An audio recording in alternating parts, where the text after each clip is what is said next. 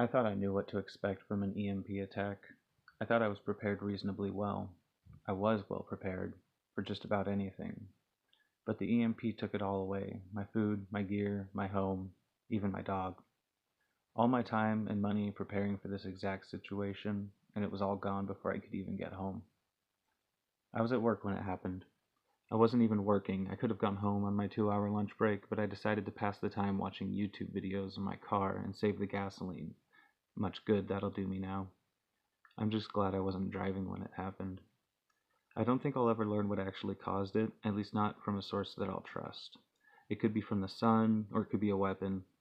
Maybe one day it'll matter to us what caused it, but probably not for a long time. I doubt anyone was truly prepared for the devastation that this thing caused, and if anyone was, I want to shake the hand of that man, ideally as he invites me into his house, a house that's still standing. I was watching a video on how to pick locks for the 100th time when it happened. I was actually looking at my phone's 75% battery indicator when it turned off. I tried turning it back on until I noticed that my car had also stopped working, and without thinking, I tried to restart that instead. When I turned the ignition and heard nothing but the jingle of my keys, I knew exactly what had happened. A calm silence settled over my senses, and I fell back into my seat. My eyes darted back and forth across the silent employee parking lot. They were the only things that moved. For a moment, the world seemed frozen, like myself.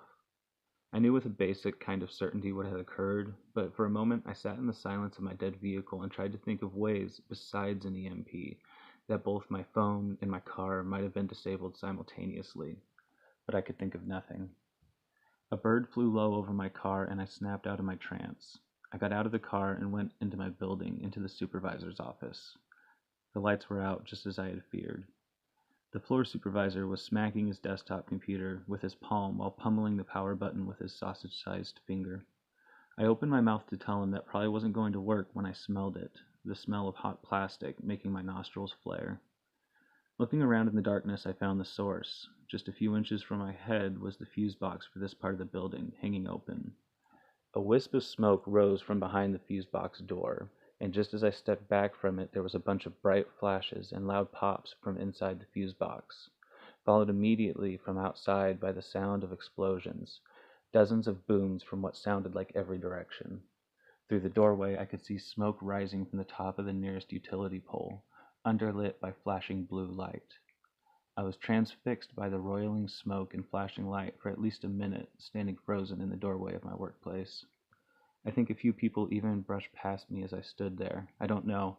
I was lost in thoughts which I can't even recall now. What drew me back to the situation at hand was the rolled up extension cord I kept in the back of my truck, sitting in front of me. It had started smoking. At first, my eyes locked onto the white smoke rising from the middle of its coils, but my brain didn't think anything about it. It wasn't until thick, milky smoke spilled out from between the coils that I became truly startled and approached the bed of my truck. I had the presence of mind not to touch the metal vehicle frame. I still don't know if that could have hurt me, but I'm glad I didn't risk it. Sitting in the otherwise empty bed of my truck, the coil of 50 feet of power cord was a ball of white smoke and cherry red light deep inside. I stared at it in amazement. It wasn't plugged into anything. How could it possibly have any energy in it, let alone enough to make the wire inside red hot? I almost thought something else must be at play when I heard a loud elastic snapping sound and spun around to see the power transmission cables fall, smoking, against their poles.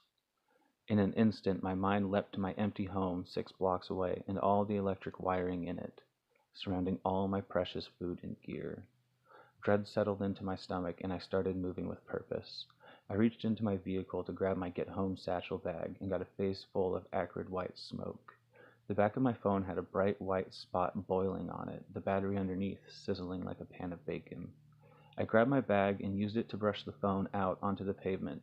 Then, with a stroke of realization, I grabbed the mini fire extinguisher from under my seat and popped the hood of my truck. Sure enough, more smoke billowed out from underneath.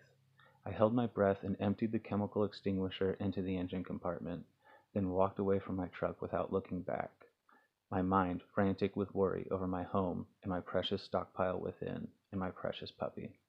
I kept my pistol loose and handy in its holster the whole walk home, but it was eerily quiet, most of the way, anyway. There were no cars on the streets of the industrial park. Well, almost none. Halfway home, the bass rumble of an older pickup truck stopped me in my tracks and spun me around, but it simply passed down a parallel street, its elderly occupants driving along nonchalantly. The businesses I passed held obvious activity, but for the half-mile walk home, I saw almost no one out of doors. Until the overpass, that is. I didn't know what to expect at the footbridge that passes over the freeway. I was sure that I would find the mother of all traffic jams, but I wasn't ready for the nightmare that was waiting for me below. The freeway is cut through a hill near where I live, and the footpath is suspended 40 feet over the high-speed traffic underneath. I knew from all the YouTube videos that I've watched that an EMP would disable almost all the cars that are driving today. I just never heard anyone talk about all the cars that were driving fast when it happened. Now I know. The freeway below me was a nightmare meat grinder of cars and flesh. It looked as though every car had simultaneously flipped over and slid down the highway in imperfect unison. I couldn't see a single car that was upright or unmangled. The dead were strewn all over the place, and I couldn't hear a single emergency siren. I remember thinking that the dead were lucky. The wailing of the wounded brought me to my knees and drained me of my lunch and my breakfast and anything else inside me. The carnage and suffering below me were too much for me, and in some part of my mind I was glad that I couldn't find a way to reach those people. I fled. I ran across the bridge, passing over the nightmare below, and I can't remember the rest of my run home. I just remember falling, gasping for air and in pain, in front of the angry pillar of fire and smoke that used to be my home. I don't know why none of the others on my block were on fire, and I didn't care. Thousands and thousands of dollars, and all my hope in the world, and the animal that I loved, was turning into smoke in front of me. I don't know how long I watched it burn before I heard the high-pitched whistle coming from within, growing louder and louder, but it made me cock my head to the side, trying to figure out what could be making such a loud whistling sound from within the inferno that used to be my home. Suddenly, I remembered the stack of propane canisters in my garage at about the same instant that the whistling stopped, and everything went dark. Well, thanks guys for listening to this imagined account of one person's experience in an EMP emergency. Now, I don't necessarily think that this is what an EMP or solar flare emergency would look like, but it was pretty fun imagining, and I think it's a good idea to try to imagine what these kinds of events might look to us at the ground level. Anyways, I hope it was interesting, and I hope you'll share your thoughts in the comments down below. Thanks for watching, and stay safe out there, everyone.